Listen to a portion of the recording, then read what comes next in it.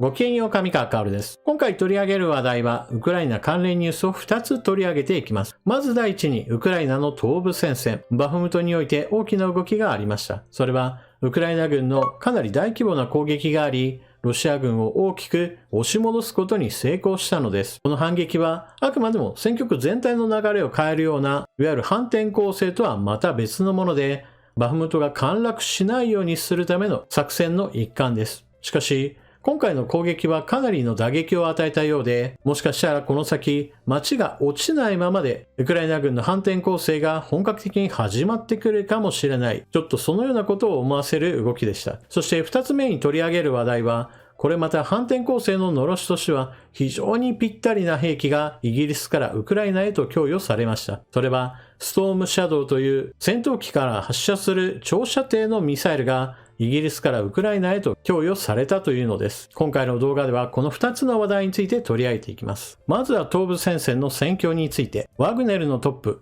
ロシア軍の旅団に憤り、バフムトの戦域から逃げた。ロシアの民間軍事会社ワグネルを率いるプリゴジン氏は、ロシア軍の旅団の一部隊に対し、ウクライナ東部の激戦地、バフムトの前線に構えた陣地を放棄していると非難した。ウクライナ側が地域を制圧するのを許すことになるとしている。プリゴジン氏がウクライナ侵攻の不守備をめぐって、ロシア国防省を公然と批判することはこれまでも多々あったが、ロシア軍の部隊が戦闘から逃げ出し、ウクライナ軍の部隊に領域の奪還を許したと糾弾するのは今回が初めて。プリゴジン氏はとりわけ、バフムトを制圧できていない状況について、ロシア軍とその指導部にたびたび軽蔑的な言葉を浴びせてきた。プリゴジン氏によると、ロシア軍の第72旅団がものすごい勢いで戦場から逃げ出したという。同氏はロシアのメディアの質問に答え、バフムトでの戦況について、側面の部隊が欠けた結果、ワグネルが包囲されるリスクが深刻化していると示唆。現時点でバフムト市内にいるのはワグネルのみで、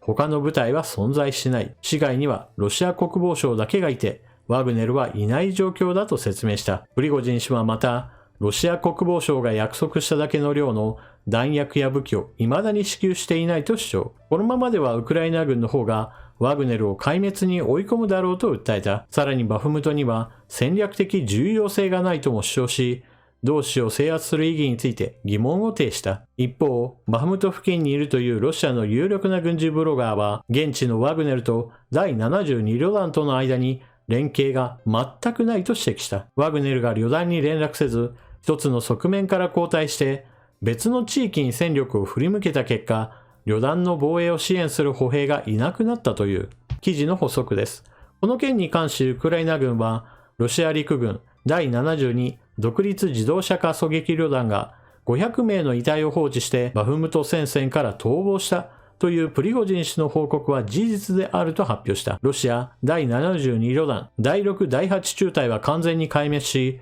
ワグネル第3突撃中隊も大損害を被ったという。この戦闘の結果について、戦争研究所はマップに黄土色の部分で状況を反映しようとしています。布陣としては、ワグネルの部隊がバフムト市内にいて、その両隣にロシアの正規軍がいたわけです。しかし、ワグネルと正規軍双方が相手は悪いという話をしつつ、結局のところ連携不足のために相互支援がなくなって、ウクライナ軍による反撃によって大きな打撃を受けたというわけです。ロシアの第72旅団は多くの戦死者を出しつつ敗走しました。そのために横腹が空いてしまったワグネルはウクライナ軍の痛撃を受けたというわけです。相も変わらずワグネルとロシア正規軍との間には言い合いが発生しています。ちなみにワグネル以外にも現在ではいくつかの傭兵部隊が誕生し、それらの中には戦場に到着している人たちもいるようです。しかし、ワグネルはワグネルで自分たちの守っていた陣地に対して、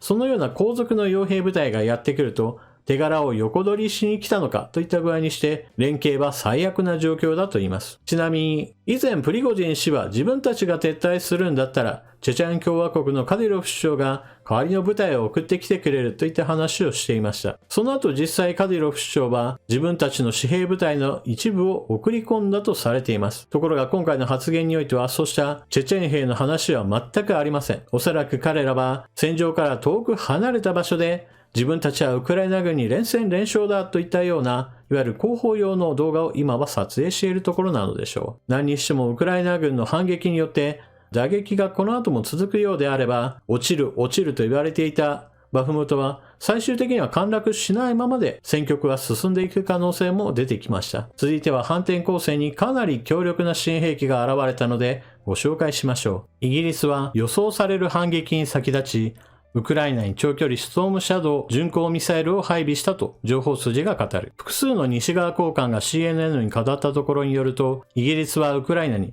複数のストームシャドウ巡航ミサイルを供給し、これによりウクライナ軍はロシア軍に対する待望の新たな長距離攻撃能力を得ることができた。こちらの写真がストームシャドウミサイルです。ストームシャドウの大きさについてはこちらの写真がよくわかると思います。胴体に2つ搭載されており、射程距離は250キロだとされています。イギリスは以前、ウクライナに長距離兵器を供給すると述べており、これには多数のストームシャドウミサイルが含まれることになる。イギリス政府はこれはロシアによる電力インフラや一般市民への意図的な攻撃への対応に過ぎず、相応の対処であることを明確にしていると西側当局者は語った。ストームシャドウはイギリスとフランスが共同開発したステルス機能を備えた長距離巡航ミサイルで、通常は上空から発射される。射程距離は250キロを超えており、ウクライナが長年要求してきたアメリカ製のハイマース用のミサイル ATACMS の射程能力約300キロにはわずかに及ばない。重要なことは、ストームシャドウはウクライナ東部の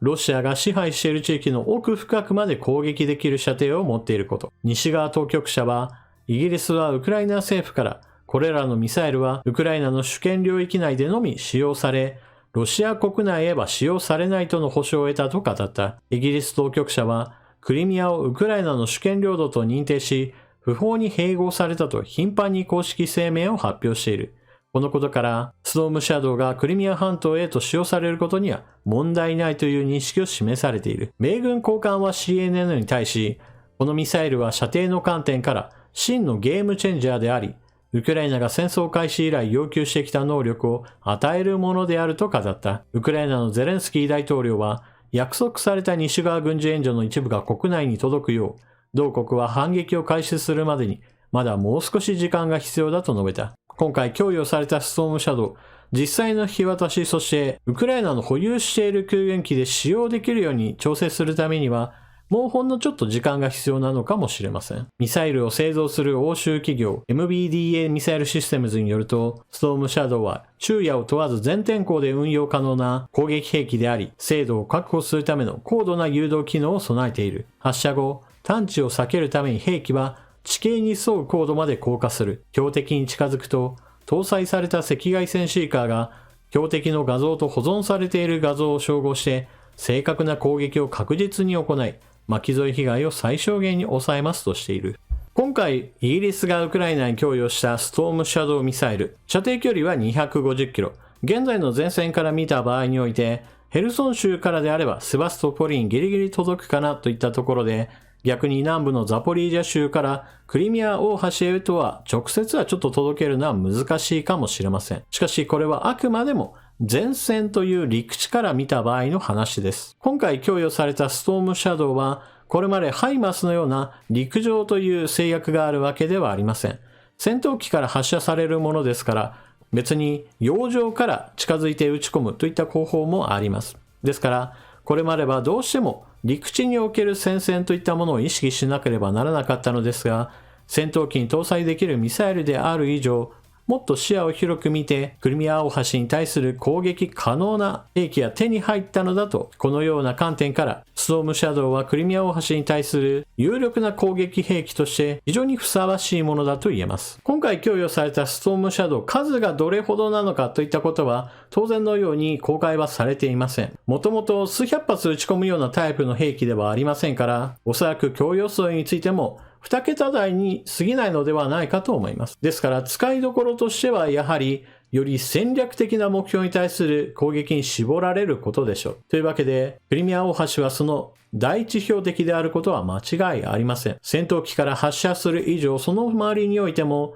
ウクライナ軍の防空網がかかっている状態であるのが一番望ましいのですが、クリミア大橋に近づこうと思えば、南部ザポリージャ州における反撃作戦をまず行い、それに伴って占領地をある程度奪還しなければ、安全な高度からミサイルを撃ち込むのは難しいかもしれません。